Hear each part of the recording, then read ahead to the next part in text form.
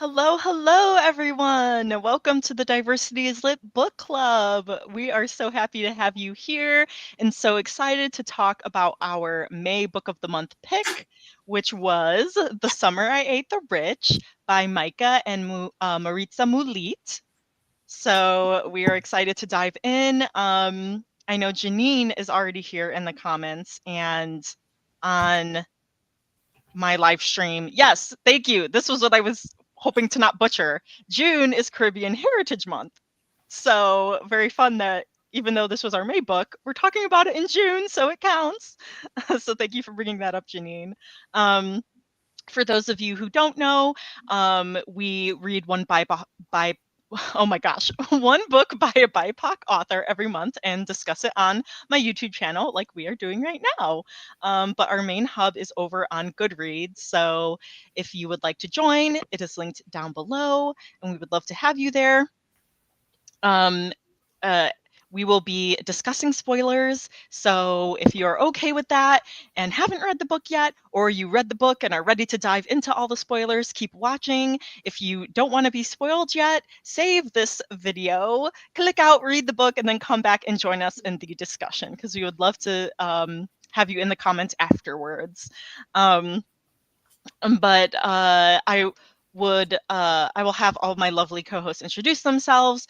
I am Holly Davis, the author of A Diamond Bright and Broken, which is a YA fantasy pitched as a tangled retelling with a gender-bent Flynn writer. I like reading most all genres and age categories, but YA and middle grade fantasy is what I read the most. And then hi, everybody. I'm Heather Venkat. I am a YA and middle grade reader and writer. Also mostly fantasy, but contemporary and a little bit of everything. Hi, I'm Vanessa. I go by Vanessa Marie Books on most of my platforms. I am a fantasy, paranormal, and horror writer. Also do some poetry and nonfiction as well. And then I am writer Alicia Grumley, and I am mostly living in the poetry realm lately. I enjoy reading pretty much most genres, and I am excited to have this conversation with you all because it was not my typical pickup, but so I do like most genres, but I don't typically read like the horror or like the thriller, right? So like I like young adult fantasy. I like anything where I feel like the prose is really great. If you had to ask for like a all-time favorite author, I'd say Shakespeare. So it was really good. But I'm excited to be here with you all. Yay. And then we have one more co-host who can't make it. Her son's getting married. Woohoo! But Teresa is another one of our co-hosts who is linked down below. So as our little disclaimer, we have some trigger warnings / content warnings for The Summer I Ate the Rich, which include socioeconomic and racial inequity, ableism, addiction, chronic illness, drug abuse, infidelity, racism, slavery, medical content, cannibalism, car accident, death of a parent, murder, abandonment, alcohol, colonization, injury / injury detail. Fun stuff. And then zombies. I had added zombies because like that could be considered a trigger warning, I guess. And you said cannibalism. Yes. We usually don't say the profanity, but I guess we could, like, because we like if there's like spice or profanity, we usually just, I guess we could put that in there as a content warning. Side note, I listened to the audiobooks. I can provide some comments on the presentation on that end. Yes, it's good because I think there's been a mixture of us who have read the physical book and listened to the audiobook. I have the physical book, but I listened to the audiobook. And then I can't remember if I said it in my review, but I was like, I devoured, pun intended, this book. So I guess since I am going. So first, what we do is say our overall general thoughts, feels, and opinions on the book. What star rating did we give it on Goodreads or your rating platform of choice? And then we'll go into more spoilery stuff, nitty gritty of the plot, the characters, and then talk about our favorite quotes, which we also like to do. But since I was talking about devouring it, I guess I'll go first. And I had to orient myself to it because I listened to the audiobook. I just like read it so fast because I was just like, I want to know what's going to happen. Like, this is so good. Yes. So it was probably like a couple days of me just listening to it. So I really enjoyed the plot. It was very exciting, and I oh, I got to open up my notes too because I had read it so fast. I was like, oh my gosh, I don't remember anything anymore. It's like, what's the main character's name? And sorry if I'm a little like seem a little crazy because I've been on stream since noon for the Flash Fiction Faded Fantasy contest, so my brain's like a little loopy right now. But Brielle, we've had lots of Brielles recently from the Legendborn series, but Brielle's the main character, and so I really she was very relatable. I empathized with her. She was very easy to root for, and all of like the zombie Haitian lore like was really interesting. So I really enjoyed that. And like a lot of like the stakes and yeah, just like why Brielle was doing everything that she was doing. There was a reason behind it. So really enjoyed it. The thing that like even throughout at the end like still like threw me off was just that there wasn't as much of the horror as I thought there was going to be. And it wasn't until this morning actually, because I can't remember if I saw it on Goodreads or something, or this book just randomly pops into my head, but it made me think about the other Black Girl, which we read a couple years ago. And I was like, I remember that. So I gave this 4 out of 5 stars. And I remember that one I also gave 4 out of 5 stars because it didn't take that kind of darker turn that I thought it would. And especially with the whole zombie like being the focal point.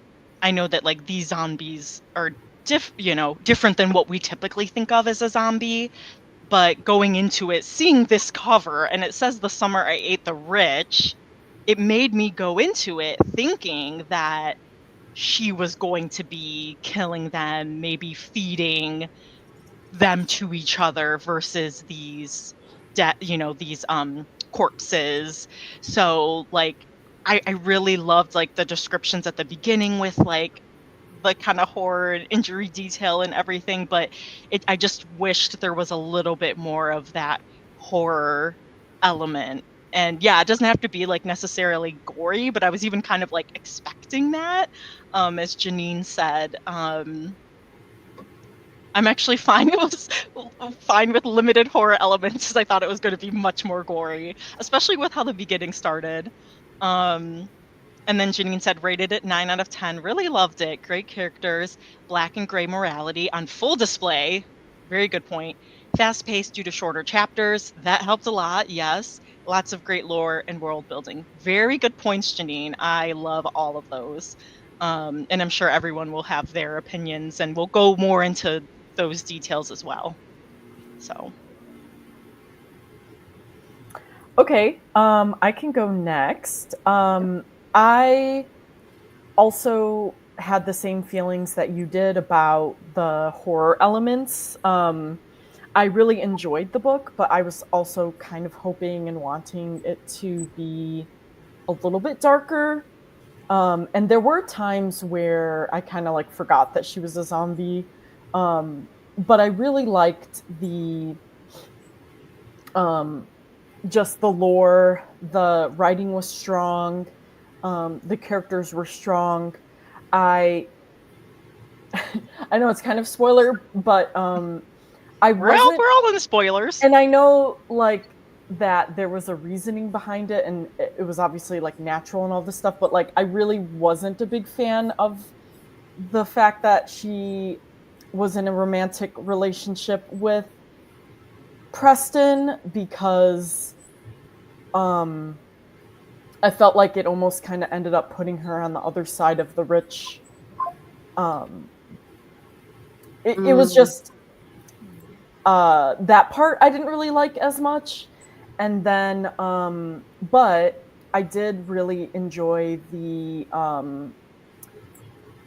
I guess, the attention that was brought to the opioid epidemic, because especially when I used to work in public health a few years ago, that was really huge. And I liked her creative mashup of oxycodone, morphine, and fentanyl into oxymorphanol, is what I'm assuming she was doing. So I thought that that was a really important topic to bring up and mention in any book. I think it's important, but I wasn't expecting it in this book, and so I'm glad that it was brought to attention. And I did give it like a 3.5 out of 5, just because some of those things that I mentioned, kind of the horror being pulled back, and then the romantic relationship. It was the principle of it, not like I think she did it well, but I was like, no. So yeah, those are the only reasons why I brought the rating down. But I did think that, well, I don't know how they co-wrote it, the sisters. So I would like to have gotten a little bit more information. In the author's note at the end, they kind of described how they came up with the book idea, but it would have been fun to know like exactly how they worked together to write the book. But I thought they did a great job. I can jump in unless you want to go, Vanessa. If you're ready to dive in, go for it. I'm happy to go last. I was going to say, if you want to go ahead. Okay. So I was also probably right about a 4. I was sounding like very much like everyone else, kind of involved from the get-go. One of the things that was really compelling to me was that Brielle always knew she was a zombie and that she wasn't hiding it from us. I really loved how they played with the fourth wall break with us. I thought it was just really unique. Really enjoyed that, because I feel like most of the zombie readings I've done, which is not a lot, mind you, but I will say that my favorite book of 2019 was a zombie book. So that, I mean, and like for similar reasons of like things that surprised me, I guess is what I would say with that. But I thought it was great. I mean, I honestly, I know we don't love the, we judge a book by its cover, but that cover is just so graphic. It's so recognizable. I enjoyed that. I was kind of with Heather. I would have loved to have seen a little bit more about how they co-wrote it, because I was expecting maybe we were going to get a dual POV, which we sometimes do when we see that it's a co-authored series or story. But yeah, the pacing was great. I thought the things that were looked at were very interesting. For me, mostly the 4 is there were a couple of spots that I would have liked to have seen further in-depth development of those scenes, particularly like with Frankie at the end and Grandma Tabitha, and just some of the things that I thought felt a little rushed as we had been building so quickly towards them. I was slightly disappointed with that there wasn't more time spent giving us that, giving us the resolution to some of those storylines. But I mean, I guess that's the sign of a good book too, right? Like it leaves you wanting more. When my fiance and I play games, it's kind of that's the sign of a good game, that you always feel like you want one more turn or you want one more like chapter or one more scene. So, or you know, like it's like that tight, that tightness. But I really liked the structure of it. I thought that was really interesting. I liked how we got to have her sisters as this like narration tactic. Yeah, that's kind of what Janine was bringing up. The Yes. intermission between the acts and seeing the other characters. Yeah. Let's say the same thing. There's a little bit of other points of views in there. When you get the sisters, and then there's a couple chapters where I think we see it's third person from, I think, Preston, and one with Silas, I think. Yeah. And then I wanted to call out Alicia really quick since you had mentioned the cover. Janine said it looks like the Black Power fist with the 40. Nice. Is good. Anything else, Leash? I guess not. Okay, so I'm still trying to figure out what I'd rate this. So maybe by the end of the discussion, oh no, I'll have a better idea. I can let you know. But I literally just finished it right before we hopped on here, as per usual. And there's a lot that I liked about this. Obviously, me being Haitian American as well, and daughter of immigrant Haitian parents, I obviously really love that part of the book. You know, the language and the culture and the food, and like, now I want to eat Creole. Yeah, so there's a lot that I like with that. And I was, like you guys said, I thought this was going somewhere different than it actually did. Especially with the beginning, the opening chapter, and she's like describing the cow brain and really having the urge to want to eat it and stuff. And so I thought it was going to be, I think you said it in your review, Holly, where you thought it was more of a literal, she's going to be eating the rich, which I had thought that as well. So I thought it was going to be more literal, and also interesting is that she she's not even the one eating the rich in the book. It's more she's serving the rich to more rich, so they're eating each other kind of unknowingly. Um, but yeah, that was different than what I had expected. I did think, like, towards the end, the pacing felt off to me. Like, once they leave for Paris, I'm like, okay, everything's happening pretty fast now. Um, and obviously with shorter chapters, it's gonna go pretty quickly anyway. But it just felt like the pacing kind of picked up a lot once they were headed towards Paris, and then a lot of stuff happened in that end that I wish, was a bit more, had a bit more room to spread out and actually breathe a bit more. Um, so that's one thing. And the other was the ending.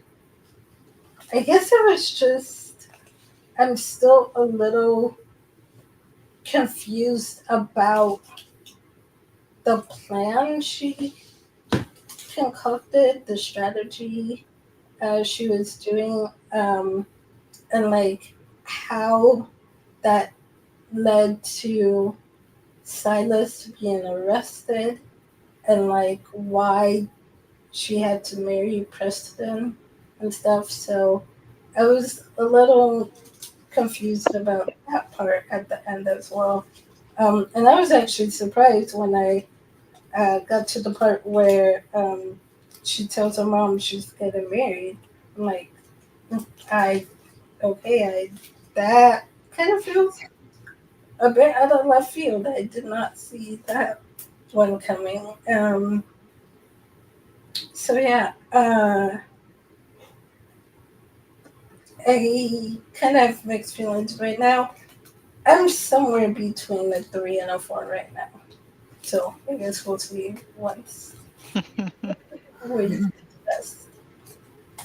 Yeah, so it kind of sounds like we're on a similar page of this. And I know in the author's note they did say that the summer like eating the rich is metaphorical, which like definitely makes sense. She kind of like dismantled the Banks Corporation and their family legacy. Um with then Silas's wife filing for divorce, he was cheating on her, finding out about the highly addictive meds and all of that and kind of crumbling that. So I can see like that piece of it, but then I kind of felt thrown off too with like the proposal, but it says like for them it was strategic and because of love. So maybe it was like her way of showing that, yeah, I'm I'm getting in, like kind of like Heather said, like I'm part of like the rich now. Um I can be one of the rich as a Haitian girl. So as like a way of empowerment. I don't know if anyone like saw it differently, but I do, I understand like that metaphorical interpretation. I just wish there was a little more of the literal interpretation as well. I guess it was hard for me because, like the rich were sort of seen as the enemy in this book. And then for her to like kind of become a part of that world, like she was even saying, "Oh, I've flown so many times and I already have opinions on flying." And I'm like, "Okay, are you getting like, you know, like kind of, like Well, not I don't know how you put it, not bougie, but like are you getting like I guess like I I don't wanted her to have the happy ending, but I don't think her being rich, I don't think she needed to marry Preston to accomplish that goal. We could have had a different way where he like even if they wanted her to have money, like he could have gifted her or something. But it almost felt like, wait, but now you're part of this world that like we obviously know that you're going to make good decisions with that power and money, but it's like kind of goes against like what the book is about. well, so what I was thinking, it's kind of like this, like taking them down, infiltrating, taking them down, but I I actually like liked the relationship between Preston and Brielle because Preston was a sweetheart that I didn't trust him. I was like, he's way too smooth. He's so nice, all these things. But then realizing, like, hey, he's upset at his dad for the things that he's doing, that he's cheating on his mom, like all of these things. So like I saw Preston as one of the good people on the inside. And so Brielle becoming rich doesn't mean that she's just becoming one of them, because Preston's one of them and Preston's a good guy, even though he makes mistakes, obviously, lying about things that he's done, like killing his grandfather. It Um happens. Little things like that. But there's that like morally gray, kind of like Janine had said earlier. Like there's that morally gray to him, there's that morally gray to her. So yeah, I actually really liked their relationship. And so maybe that's why I'd kind of missed like I was like, oh, this marriage is happening kind of fast. But then when I realized there was like that strategic part of it, then it made me understand. And I don't know if it was like, oh, now she's entitled to the money that that Preston has, and there's nothing that Silas can do about it. I don't know. So I kind of saw their marriage. I also thought it was happening fast, but I saw it for the strategy. I saw it as the insurance. It was like their clause that we won't blackmail each other because we're in love with each other. But hey, by the way, we still could, right? Like it was, that's what it felt like for me there. But I also kind of saw it as a way that Preston thought he could protect her. Because I don't know that he would have been as into figuring out what was going on with the Banks Corporation if she didn't have the background that she had. And I think he understood, even though it wasn't explicitly stated, I think he understood the way that his world could chew up and spit out, maybe, a Haitian girl who's a young Haitian girl, right? And he didn't want to see that happen to her because he agreed it was wrong. But by marrying her, she is now elevated and protected, which not everyone can be. But I do think that was also part of the strategy, that he was trying to protect her. Because if it ever comes out, because I could see that we might get a spinoff or something. I feel like there's enough like open at the end that we could get a continuation in this world somehow potentially.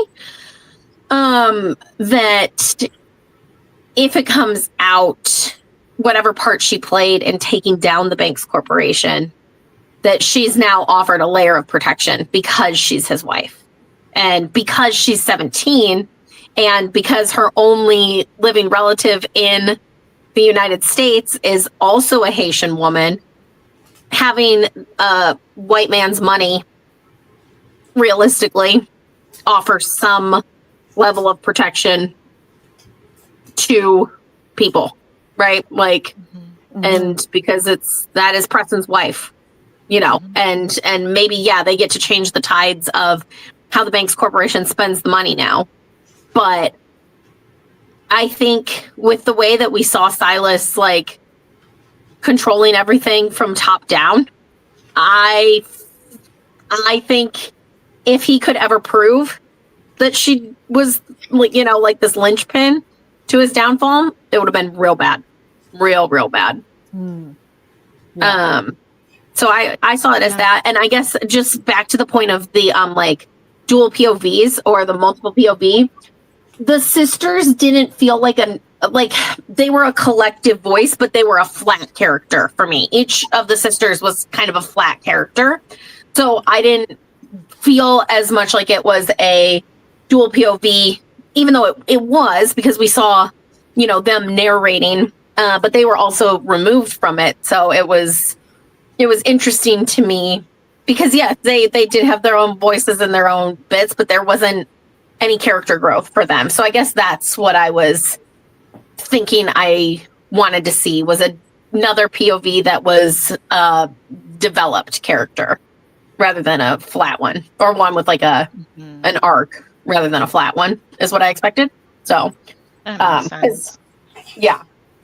The sisters, whenever the sisters come on, they, in my head, they made me think of the Muses in Hercules and how they narrate the story. And especially since she calls them Muses as well.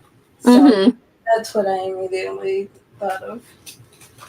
Yeah, it was kind of cool to have like those flashbacks, and then you're like slowly putting the pieces together. Like, wait, she's not, like, they don't have the same dad. Wait, that means that, like, so all of these things, and then the revelation that the dad gave Swan, like, made Swan a zombie, and like, so it was cool to get those revelations.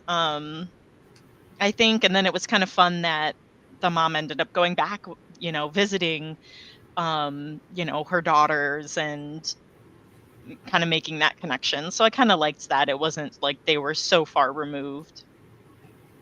But Janine said, I loved that this took place in Miami. Often these books take place in New York City, so it was a breath of fresh air. Yes, Janine is a Floridian. Also, Hunter, so she appreciates. Also, Hunter's Island is fiction. It feels like a giant Palm Beach island, 70 miles north. Interesting. Hmm. I heard stories of authors forced to change settings to New York City or upstate New York to be more relatable. Ugh, come on. Mm. I like Wow. this too. I mean, that setting too was I felt like more realistic for the story itself. So I liked that it was set in Totally. Miami as well. Totally. Another thing I was thinking about, Alicia, when you were talking was that like with Preston wanting to like protect Brielle, also like he was looking out for her like from the start when he saw that like, oh, she's the only Black girl in this internship, you know, and she's being taken advantage of by Ainsley. Um and then also thinking about, you know, that with the kind of marriage of convenience, love, whatever, both, whatever you want to call it, um, you know, Ainsley maybe was starting to get onto Brielle because she found the tooth in her food, and Preston knew what you know, what Brielle had done, but Ainsley was so, you know, Ainsley has nothing to stand on, like to be like, well, this was in my food, and it's like she ain't, she has nothing at this point. Oh, it should be Ainsley.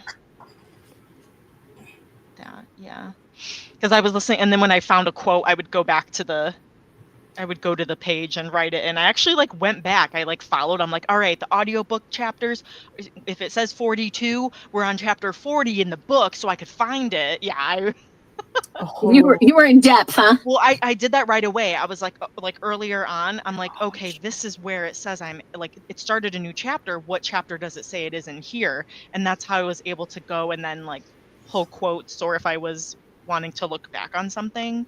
Um, anyways, yeah, Ainsley, yeah. I can't find it right now, but there's a point where in the story where she talks about how, you know, Preston seems different, but when it comes down to it, him and his father are cut from the same cloth. So that Mm, recognition that he, you know, he may seem like the good guy, but is he really? They're not, you know, they're not that different. The apple doesn't fall far from the tree type of thing. And mm, she doesn't, although she just makes a mention of that, but she doesn't go into. It's on page 348 in the hard copy near the top. ooh, nice. Perfect. Because I was thinking, like, I wanted her to, like, go a little bit more in depth about that and, like, um, what, yeah, we have no clue how other people suffer for what they take for granted. People like his father, people like him. Someone looking from the outside in might think that Preston is different from his dad, and in many ways that is true. But I know something about Preston, something that I've known since we first met, that proves he and Silas are cut from the very same cloth. Um, and so I kind of wish she would have gone more into like explaining or showing like how Preston is like his dad, um, or how they're cut from the same cloth, even Mm, though he appears different on the outside. And I guess it's sort of alluded to with um, the fact that she says later on, I think that what was it? Like if he had been caught, if he had been caught for what he did to his grandfather, no doubt his money would have helped get him off and stuff like that. Yeah. And that's the only thing that's mentioned that I'm assuming they're alluding to that in that way. He's like his father, where he's not, where he is willing to use his money and privilege to get out of certain things. Mhm. But I kind of wish they would have gone more into that. Yeah, and she kind of mentioned something similar, like even earlier on before she met Preston, on page 43. And though he is the current, or how dare Mr. Len treat Mummy like that? And though he is the current object of my fury, Mr. Len is just one person in a tapestry of entitlement that spans generations. In fact, there are currently 4 generations of Banks men walking this planet. I guess she does mention him, exercising their special brand of privilege. And I unfortunately know their whole history thanks to my acquaintance with Mr. Len. And on page 42 she mentioned everything they have is because of the sacrifices of others. There just isn't enough justice in the world. And then on page 41, in their minds they're always right. Men like Mr. Len are rarely corrected. So like she knew early on, like, hey, he's they're the cut from the same cloth type of thing. That tapestry of generational privilege was like, whoa. Well, because Preston was the prep school boy in Europe, so that like he was, which was to his detriment at one point there, a really pivotal point in that story, I feel like. But I also, with that comment of like how he's just like his dad, I was worried. I was like, oh no, he's using her. Like, so I was like on board for them. And then I like had this like, yikes, is he using her? Like, is he trying to, like, he's gonna drop her and he's not interested in her? And so I didn't like that feeling of like not trusting the narration there. But I guess, like, I don't know how reliable of a narrator Brie is, right? Like, I I felt like she was trustworthy. Like, she didn't give us anything otherwise. Like, I feel like it wasn't until the Paris trip that I like fully trusted Preston. Like then I was like, I don't know why I didn't really trust him at first, or it took me a long time too. But I'm glad that he did end up being a good guy. Speaking of being, sorry, you can go. I was just gonna say I didn't distrust him from the beginning, but kind of going from what you were saying, Alicia, thinking about it now, I kind of wish they did go in that direction where he isn't trustworthy and he was using her, because she was using him as well. And so to kind of see how they both used each other and have that play into the theme of capitalism, and this is what capitalism does. It makes, out of desperation, people start to be blinded to others' humanities, and we start to use each other. And I kind of wish it would have gone in that direction and played with that a bit. Yeah, that's true. Yeah. Kind of tying into whether we fully trust Brielle, Janine said the death of that one intern wasn't fully resolved in terms if Brielle actually did kill him by accident or if it was just in bad luck. I want to hear what you thought about that aspect. Since I trusted her, I fully believed it was an accident, because she was just trying to get the other guy to be all kind of knocked out, and it was because that intern had taken other drugs and so that made him OD. So I felt like it was an accident. Yeah. I do think it was an accident as well. I think what Janine was asking is if we thought she was responsible, or if it was just like bad luck because he Oh, circumstantial. Okay. like Oh. I think overdosed I eventually. think yeah. I feel like what she gave him and then he also took, like, because he was taking the drugs, then that made him Yeah. OD. So I do think that, she had Um, some part in it, but it was an accident, yeah. Um Yes, I have that page. 199, 198, 199.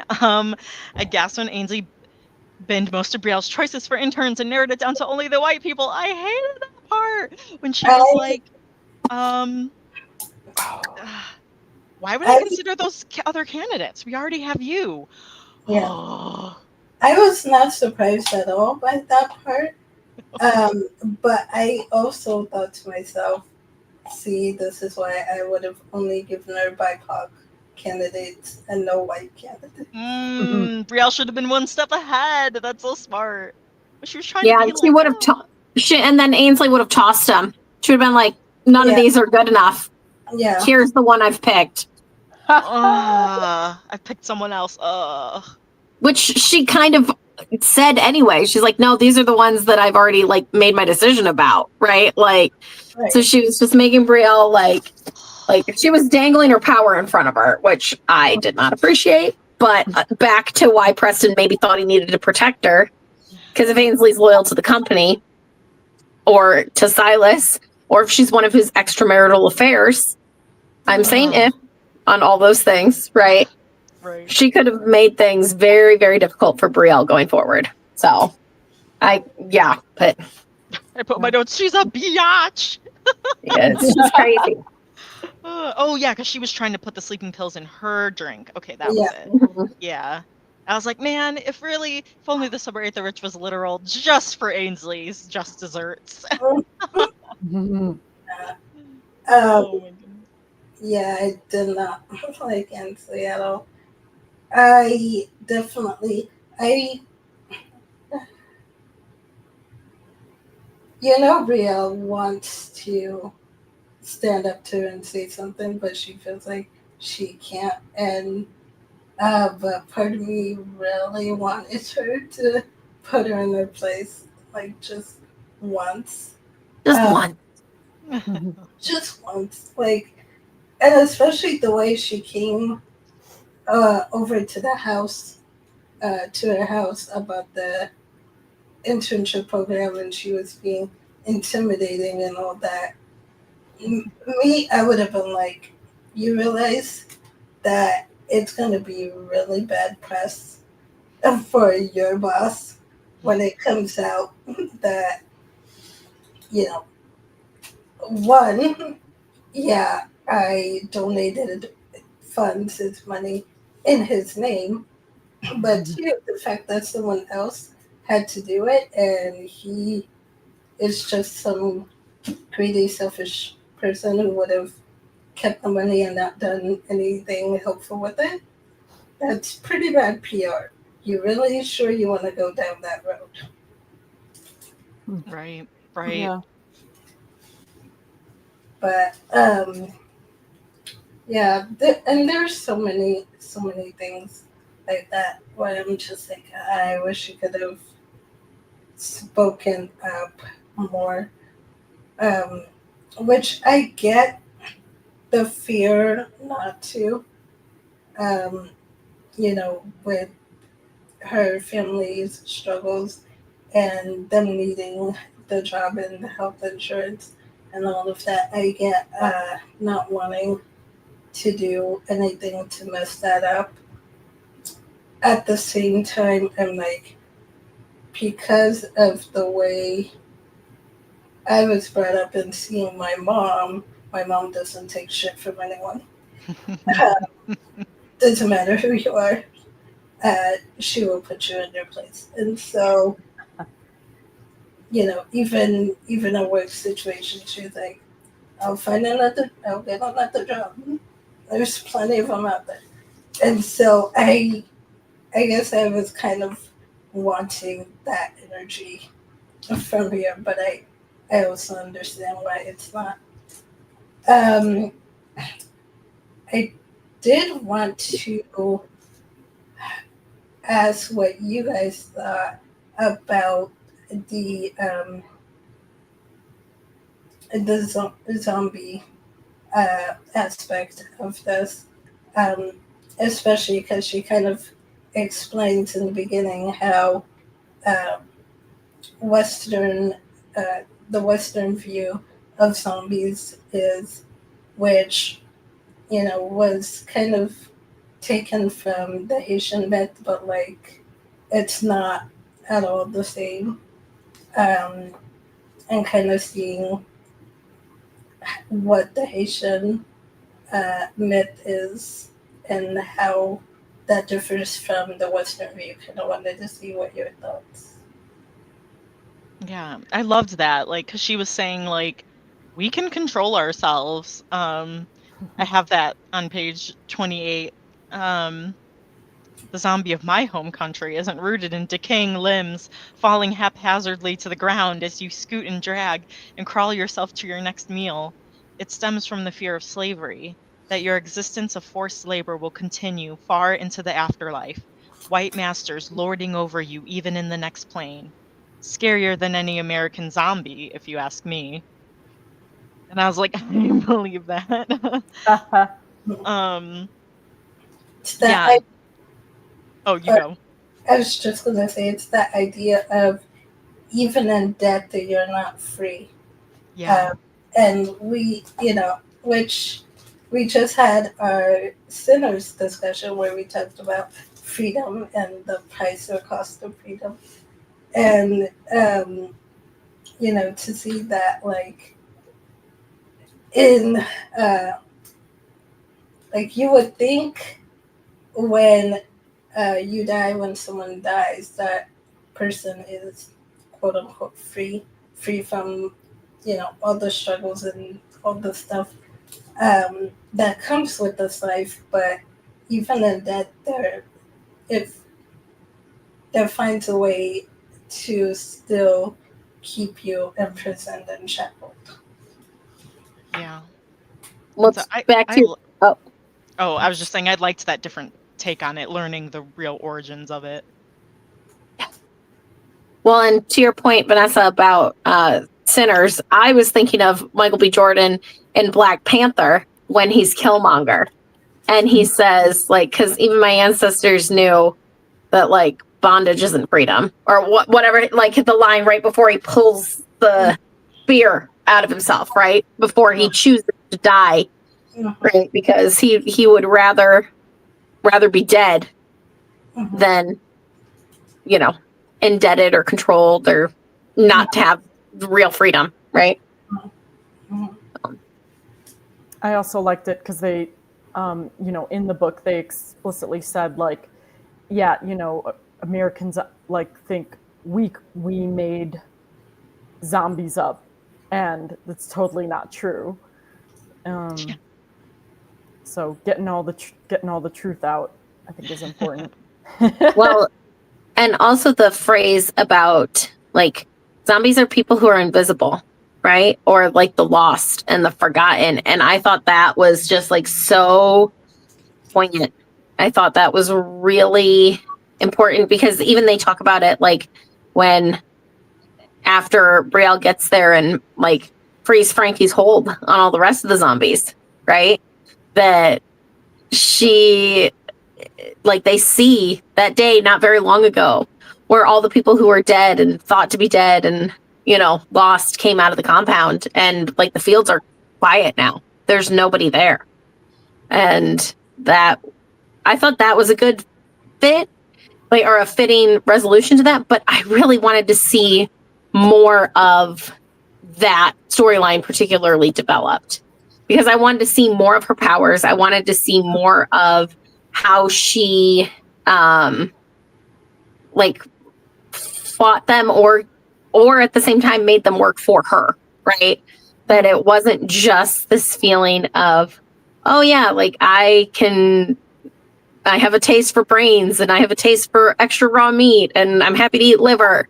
But I wanted to see some of like how those powers and how she broke like Frankie and how she broke that voodoo hold. Well, not voodoo, but like how she broke that hold that he had on the zombies. And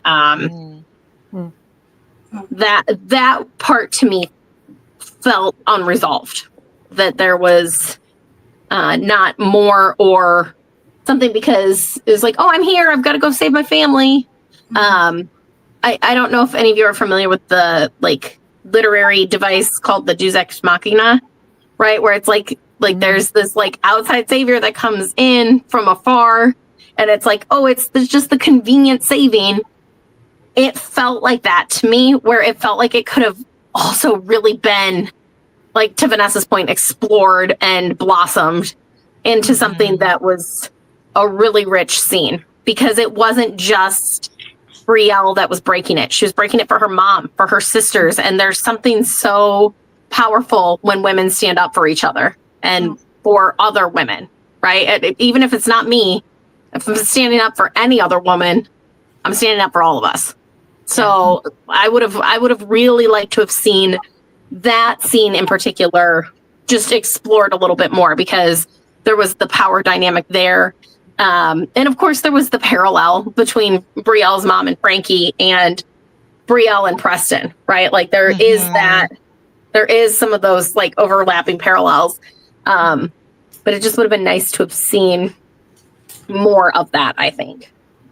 Yeah, and that's why I said, like, once we get to the part where they go to Paris, it feels like everything after that is kind of rushed and there should have been more time explored, because there's a lot that happens after Paris that I think it could have been slowed down and further explored, but it kind of gets rushed to like wrap everything up towards the end. And I wonder how much of that is due to publisher influence, which is why I don't want to deal with traditional publishing. Because I'm just like, I feel like this would have probably been a different story if it wasn't for traditional publishing. Like, I don't know for sure, but I just get that feeling that there was more to this, that they probably had to take out, water down, in order to get it published.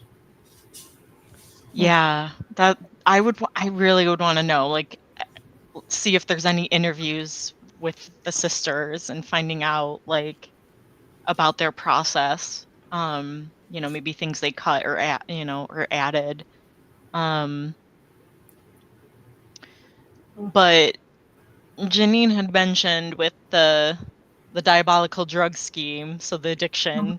We mentioned that earlier, so I didn't know if we wanted to talk about that a little bit more with like the mom. That like really touched me too, that like that was one of the ideas that they had, like their mom literally went through that, like the beeping of her pain pump like not working and not being able to afford that, and her mom being in pain, and seeing this mom like working even through it and like trying to ask for time off, and it just was like, people go through that, so that was really like heartbreaking to see.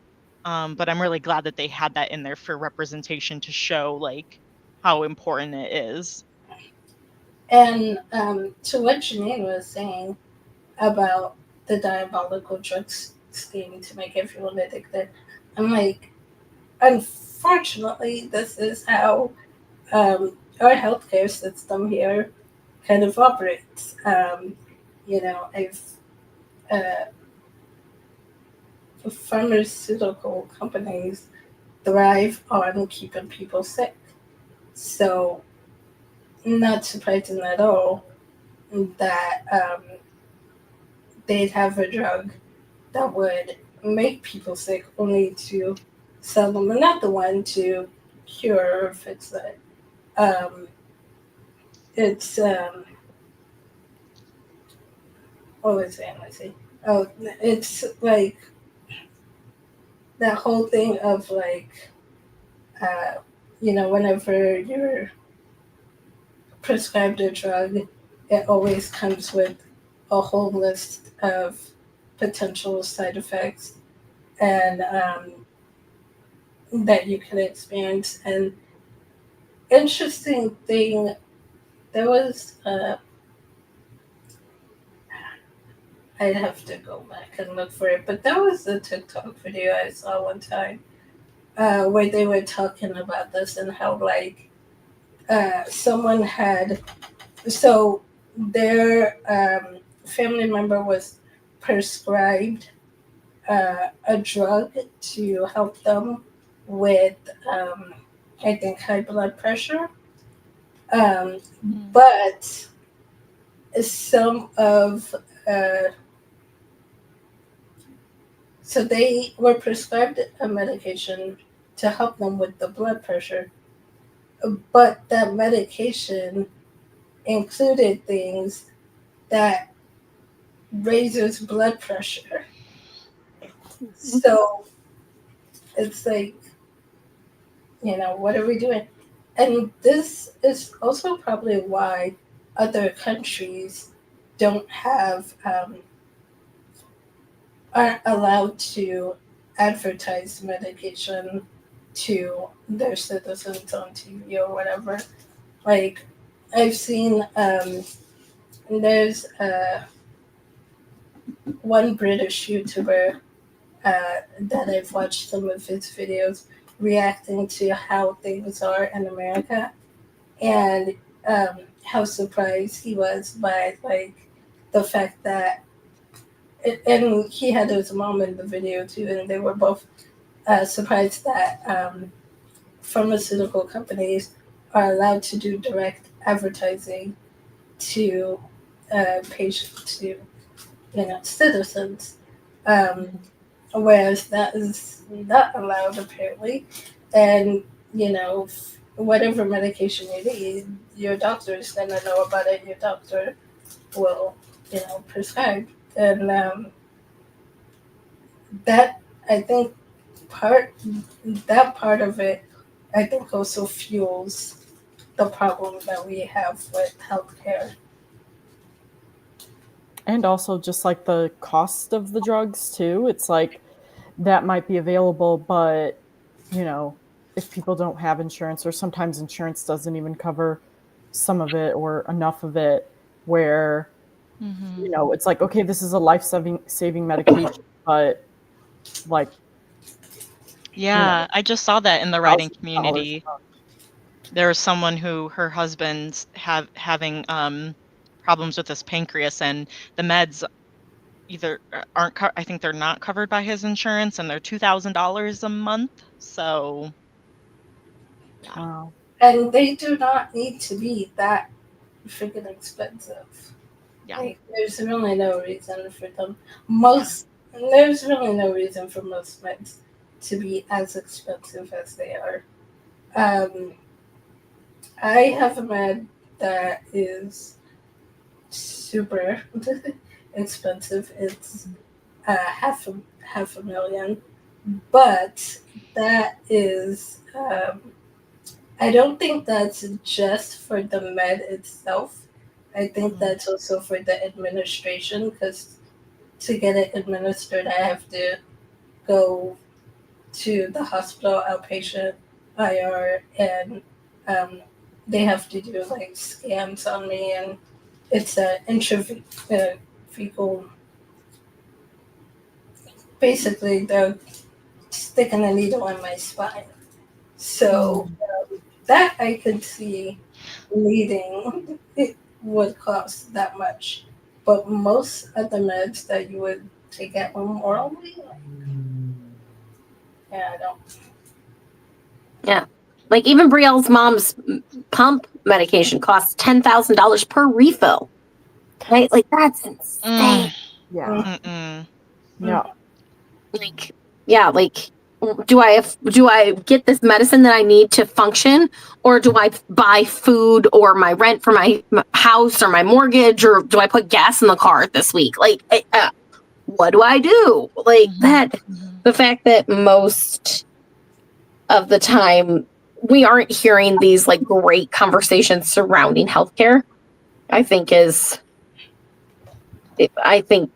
like, I mean, they even said it in their author note, like why they were compelled to write the story, right? Like, and like going back to like eating the rich, like it makes sense that that is the kind of premise, because Preston, his dad, their grandpa, the great grandfather, like none of them had to worry about this. Like, what if I need medicine for something? And it was interesting to see that juxtaposed on page, right? Between like, and just like so blatantly, like, hey, we've got a problem. We've got an opioid crisis. We've got a problem. And she even talks about like how her dad died of overdose. Now, I mean, we as the audience know that it's not that, but she never acknowledges that to herself, that he didn't die of the like overdose.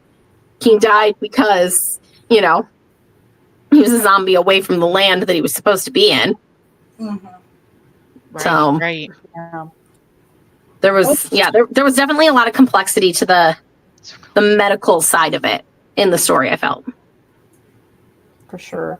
Yeah. I totally believe that, Janine. Yeah, very much so. Oh wow. Mm-hmm.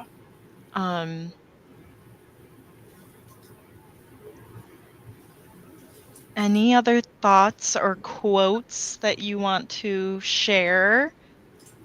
I quickly have a quote that I absolutely loved, because the whole book, Brielle smiling, it's not reaching her eyes.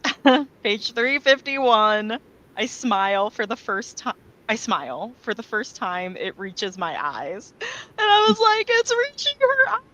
I freaking loved that. The other thing I thought about, how Brielle is described, or how she describes herself and stuff.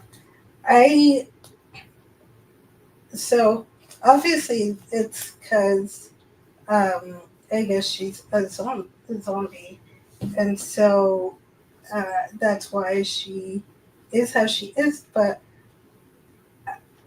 I was marking up those moments where she talked about like, not being able to show emotions real well, and not making eye contact and stuff like that. And I was like, she reads neurodivergent. The first thing I thought when I started the story, I was like, ooh, she's neurodivergent, autistic maybe? She's spicy. Ooh. Neurospicy? that was the vibe I got too. Mm-hmm. Yeah. Yeah, and then like if you're looking at why the smile reaches her eyes, it's because she knows she's got Preston. Because she knows that her blackmail on him out blackmails what he's got on her. Yep. Right? Like it's like, and it's like, oh, girlfriend.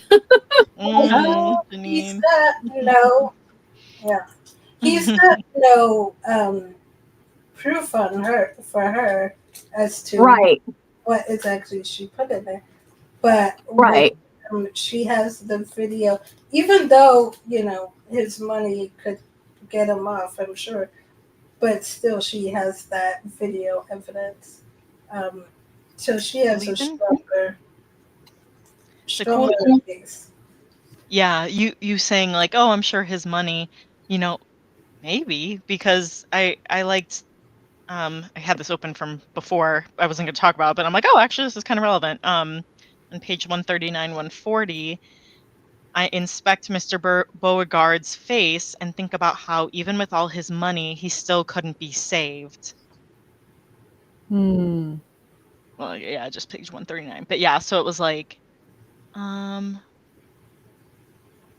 so I was like, yeah, sometimes money can't do anything for you. Just kind of Well, good. Where I saved one of the quotes on my phone, but since I listened to the audiobook, I can't find the screenshot of where it was, so I think I just have to call that one a loss.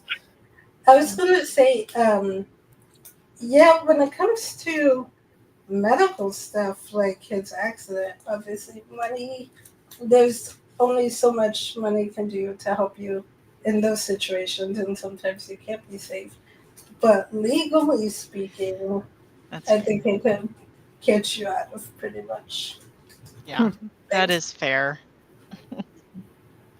I just thought of this as we're wrapping up and as we were talking about Beauregard again.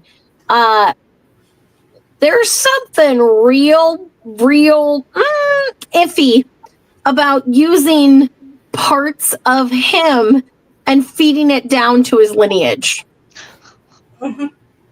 Like, it's like, oh yeah, that was acknowledged, but then like I just like didn't pay attention to it. I was like, oh yeah, she's got her special like flesh concoction to like put in her base. And then I was like, oh, but wait, he's one of them. And like that just like bringing it back all full circle like that.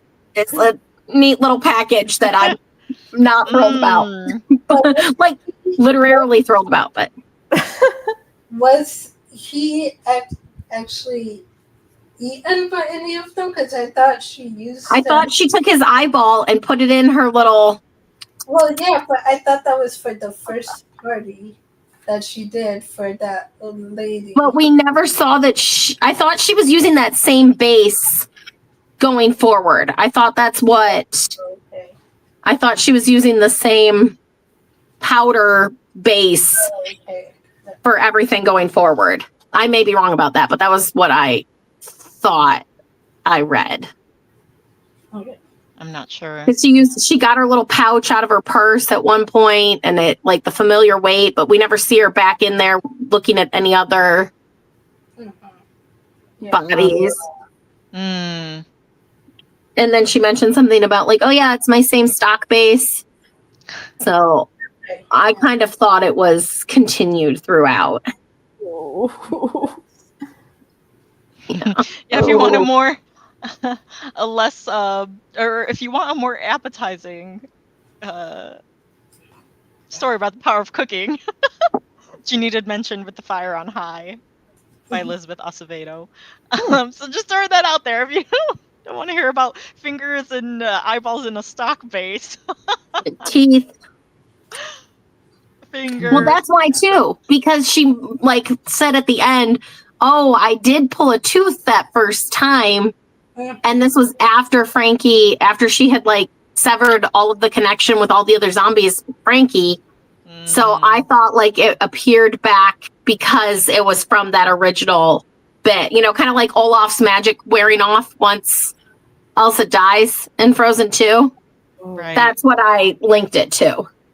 Oh. I have not Yeah. seen Frozen 2. Oh. Like, well, no, I know. Well, Which, thank you everyone for this delicious read